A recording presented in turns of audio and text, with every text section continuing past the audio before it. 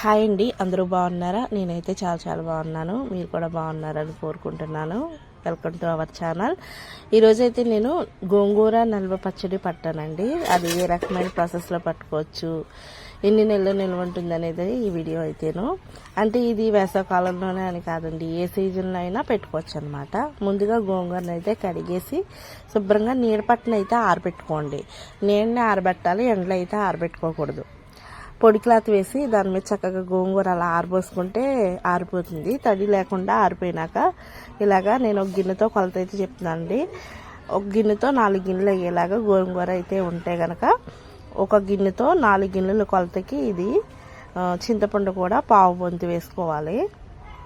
అంటే ముందుగానే నేను ఈ పచ్చడికి స్టార్ట్ చేసే ముందరే చింతపండు అయితే వేడి నీళ్ళు పోసుకుని నానబెట్టేసుకుంటున్నాను అనమాట. అలాగే గోంగూర అయితే శుభ్రంగా కడిగేసి ఆరబెట్టేసుకున్న గోంగూర కదండి, పొడి లేకుండా కట్ చేసుకుని అంటే చిన్న ముక్కల కింద కట్ చేసుకుంటున్నాను. ఏం చేస్తున్నాయి అంటే నూనెలో వేసి మనం మగ్గించుకున్నప్పుడు తొందరగా మగ్గుతుంది ఫాస్ట్గా అని చెప్పేసి ఇలాగా మగ్గించుకుంటున్నాను అనమాట. అది కోసుకుని పక్కన పెట్టుకున్న తర్వాత దీంట్లోకి పొడి కావాలి కదండి. మన మెంతి పిండి అయితే వేసుకుంటాం అనమాట ఈ పచ్చడికి. మెంతులు 3 స్పూన్లు అయితే 1 స్పూన్ ఆవాలు చొప్పున వేసాను అనమాట మనం తీసుకున్న క్వాంటిటీకి. అవి వేపించేసుకుని ద్వారగా చక్కగా మిక్సీ పెట్టేసుకుని పక్కన పెట్టేసుకోండి. అలాగే తాలింపు కూడా వేసుకోవాలి. దీనికి తాలింపు చల్లారాలి కాబట్టి ఇక ముందుగానే తాలింపు అయితే వేసేసుకుంటున్నాను. మామూలుగా నార్మల్గా మనం ఎలా తాలింపు అయితే వేసుకుంటాం, ఆవాలు, జీలకర్ర, ఎండుమిర్చి, ఎల్లుల్లిపాయ, కరివేపాకు ఇవన్నీ వేసేసుకుని మనం తాలింపు పెట్టేసుకుని పక్కన పెట్టేసుకుందాం. వెల్లుల్లిపాయ అనేది కొంచెం ఎక్కువగానే వేసుకుంటే బాగుంటుంది. అలాగే కొంచెం కచ్చాపచ్చగా కొంచెం రోల్లో వేసి చక్కగా కచ్చాపచ్చగా దంచుకుని వేసుకుంటే బాగుంటుంది అనమాట. పక్క పెట్టేసుకున్నాను. ఇప్పుడైతే గోంగూర కూడా వేపించేసుకుంటున్నాను అనమాట.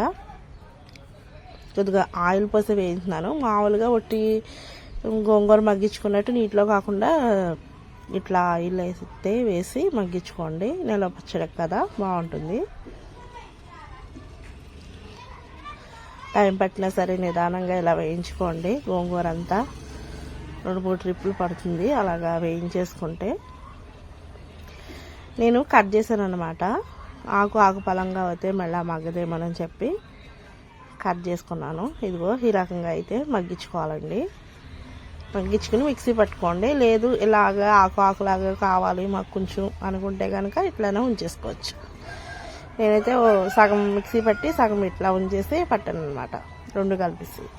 తర్వాత ఇప్పుడు మనం చింతపండుని ఉడకవేసుకుంటున్నామండి. కొద్దిగా నూనె వేసుకుని కొద్దిగా పసుపు, అలాగే చింతపండు రసం, నానబెట్టిన చింతపండు రసం అంతా తీసేసుకుని దాంట్లోకి ఉప్పు వేసుకోవాలి సరిపడినంత వేసుకుని బాగా దగ్గరికి ఉడికించుకోవాలి. ఈ రకంగా అయితే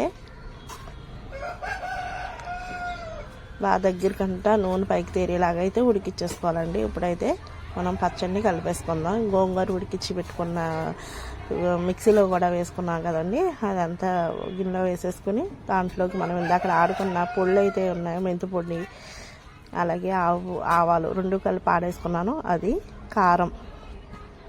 కారం అయితే ఒక గిన్నె 4 గిన్నెల కొలతకి ఒక గిన్నెలో ఒక తలగొట్టి వేసుకోవాలండి.